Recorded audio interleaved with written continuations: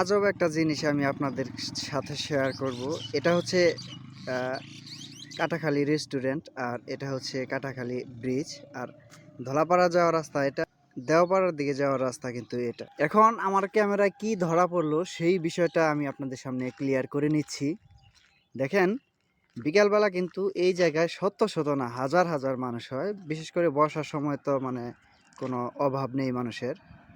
যে বিষয়টা শেয়ার করতে আসলাম সেটা হলো এই জায়গায় হচ্ছে পাবলিক টয়লেট। আচ্ছা, আপনাদের মাথায় আহ, কি প্রশ্ন জাগতে পারে? এটাই হচ্ছে রাস্তা, এই জায়গায় কিন্তু শত শত মানুষ থাকে, আর এই জায়গায় কোন ব্যাককালে টয়লেট করতে যাব?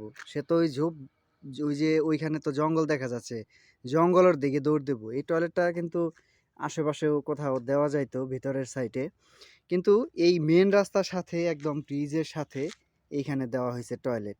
আসলে কি বলবো, এটাই হচ্ছে আজব বিষয় যেটা আমি আপনাদেরকে দেখাতে চেয়েছিলাম। আর এত মানুষের ভিড়ে কারো টয়লেট ধরার কথা না। দেখেন এই যে টয়লেট, আর এটাই হচ্ছে ব্রিজ। মূলত সব সময় এই ব্রিজে মানুষ থাকে। এখন চিন্তা ভাবনা করেন মানুষের বুদ্ধি কোথায়।